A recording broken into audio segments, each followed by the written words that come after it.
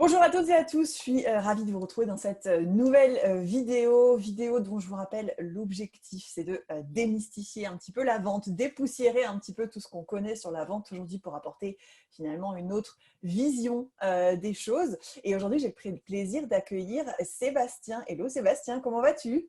Salut Julie, ça va super bien. Et toi? Bon, ça va, ça va. On revient tous de vacances, donc tout va bien. Bah ouais. Est-ce que tu pourrais commencer peut-être par te présenter un petit peu à nous? Ouais, donc moi je suis Sébastien Tedesco, j'ai 35 ans, je suis marié, j'ai deux petits garçons, un petit chat qui va peut-être passer devant l'écran à un moment ou à un autre. Je suis un pur produit de l'immobilier. Je suis un ancien conseiller immobilier, dirigeant de 6 agences immobilières sur la Côte d'Azur. Moi, je suis sur Nice et depuis 3 ans maintenant, j'ai une activité de formation et de coaching d'agents immobiliers justement que j'essaie d'accompagner pour qu'ils puissent s'épanouir dans leur activité en tant qu'entrepreneur. Hmm. Et donc, du coup, finalement, la question d'après, c'était comment est-ce que la vente, elle est apparue dans ta carrière, mais finalement, elle est parue relativement tôt, je suppose. Mm. Bah ouais, j'ai toujours fait que ça. Je crois que même les études, j'ai un DUT technique de commercialisation, donc c'est vrai que la vente, ça m'a toujours accompagné. Donc je sais ce que c'est que de vivre avec l'étiquette vente, l'étiquette commission, l'étiquette, tu vois, tout ce qu'on peut, tous les a priori qu'on peut avoir sur la vente. Je connais ça. À une époque, sur ma carte de visite, il y avait marqué, parce que je travaillais pour une filiale du Crédit Agricole, et il y avait marqué banque, assurance, immobilier. Donc là, si tu veux, en termes d'a priori négatif, je cumulais toutes les casquettes. Donc je sais ce que c'est que de vivre avec des a priori sur la vente. Et alors, du coup, ce qui est bien avec ton témoignage, c'est qu'en fait, on peut essayer de comprendre finalement comment la vente a évolué, parce que bon, ça fait maintenant des années que tu es dans la vente. Tu es à la fois passé dans la vente physique, relationnelle, en one-to-one, dans l'immobilier, et puis maintenant, tu es plus sur quelque chose de digitalisé. Comment est-ce que finalement ta perception de la vente a évolué au fil de ces années? En fait, je crois que la grosse évolution qu'on a connue ces 15 dernières années sur la vente, c'est de passer justement de la vente à du conseil. C'est-à-dire que, quels que soient les domaines d'activité, on est passé… en fait, on a même eu plusieurs étapes parce que on a connu cette époque avant Internet, lorsque tu voulais acheter quelque chose, un produit, un service, peu importe, tu devais aller au contact de la personne qui devait te le fournir. C'est tout con, mais genre, tu voulais acheter un livre, tu allais à la FNAC, tu allais chez un libraire et tu allais acheter le livre. Avec Internet, si tu veux, on a des parcours d'achat qui se font de plus en plus longtemps sur Internet en autonomie, avant de devoir, si c'est nécessaire, affaire à un être humain. Et typiquement, on est passé de j'ai besoin d'aller me faire conseiller sur quelle est la machine à laver dont j'ai besoin à je sais la machine à laver que je veux parce que je me suis renseigné, j'ai tout vu, j'ai vu les avis clients, j'ai fait voilà, mon parcours. Et maintenant, je vais juste aller en magasin pour que le gars me le mette dans le coffre. Et donc, du coup, on est passé de… Donc, on a eu cette époque-là, et je crois que maintenant, on revient à quelque chose de plus relationnel, Mhm. mais par contre, on doit aller vers quelque chose qui est plus émotionnel.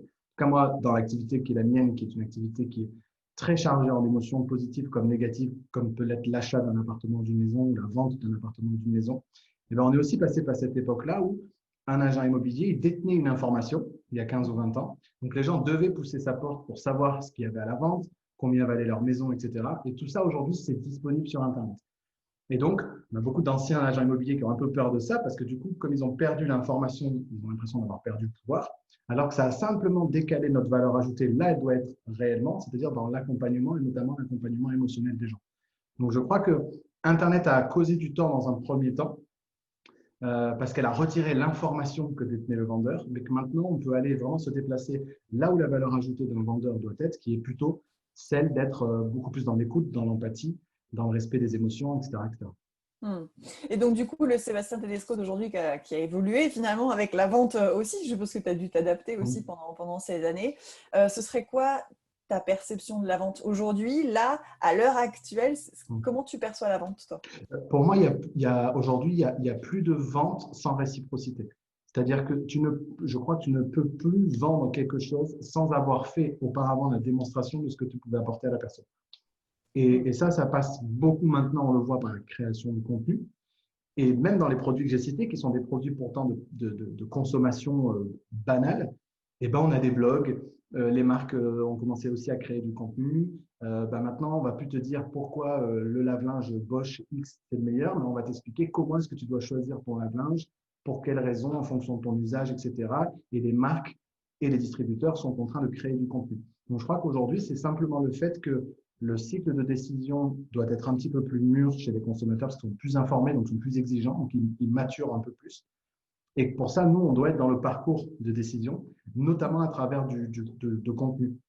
Et je le vois, il y a 15 ans, quand j'ai débuté dans l'immobilier, on ne créait pas de contenu pour se faire connaître. On se contentait de dire qu'on était là.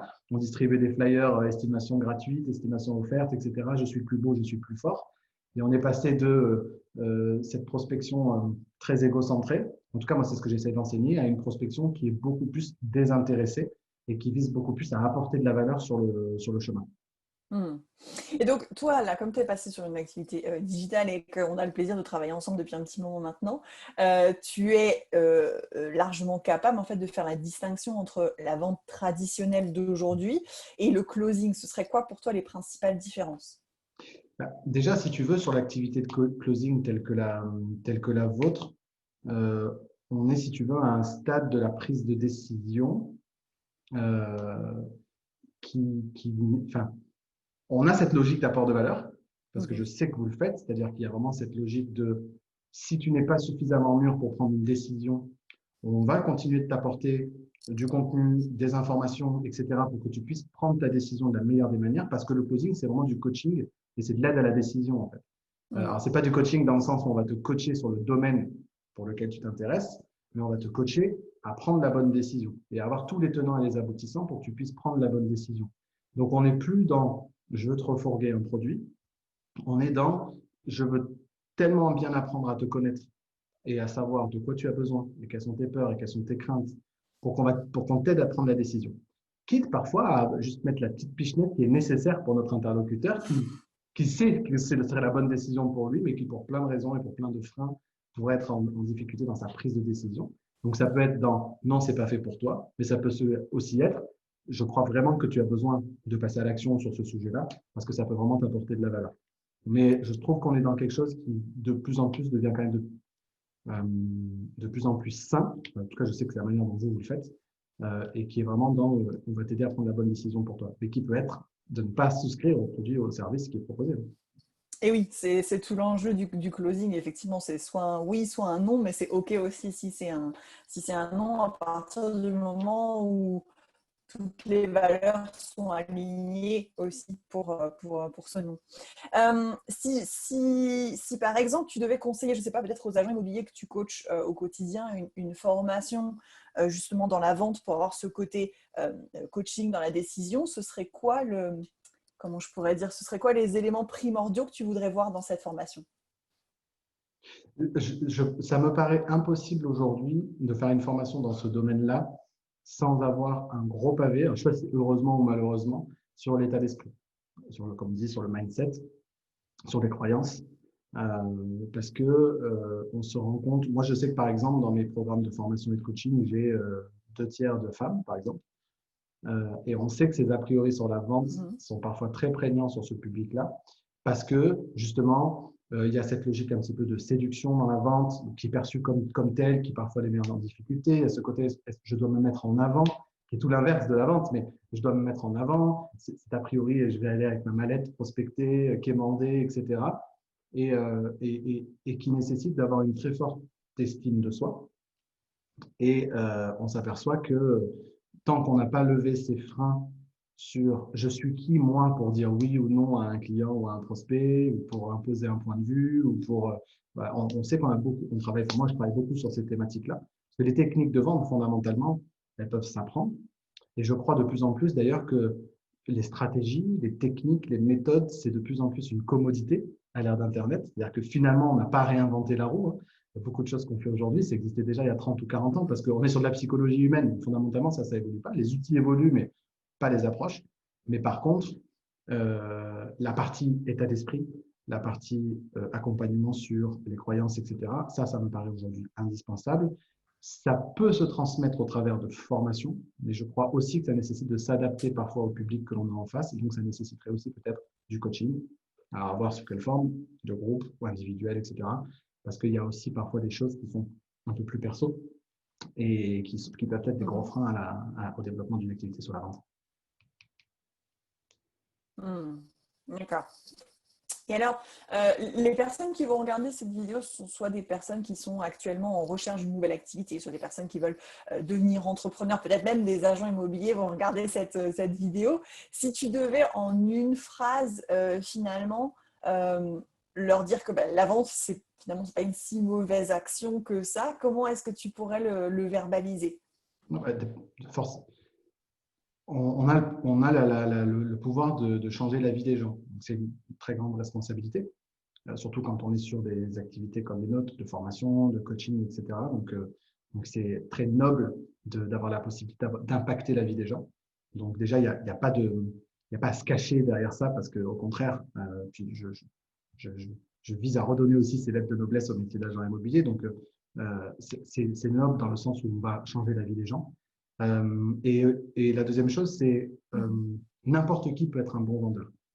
Il y a une croyance, je me souviens, il y a 3 ans, quand je me suis lancé dans la formation, dans le coaching, j'animais des ateliers justement sur la vente pour des entrepreneurs vraiment fraîchement, on va dire, lancés.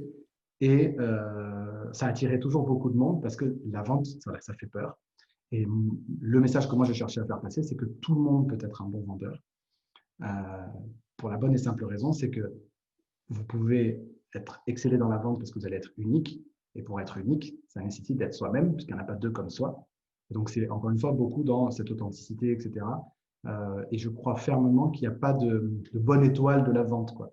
On associe toujours ça à oui, mais lui, il est naturellement, il va plus vers les autres, naturellement, il va s'exprimer, naturellement, il va, comme si la bonne fée était venue saupoudrer la poudre de la vente sur quelqu'un, le bagou, etc., etc.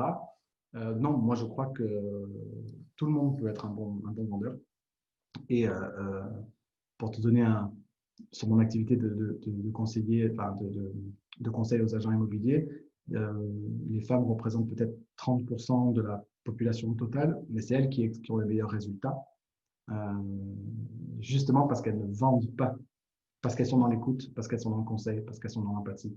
Alors même que si tu leur poses la question, ils disent ah non, non, moi je suis pas une bonne vendeuse, je suis pas, et c'est pas ce qu'on demande aux gens en fait. Donc tout le monde peut être un bon vendeur.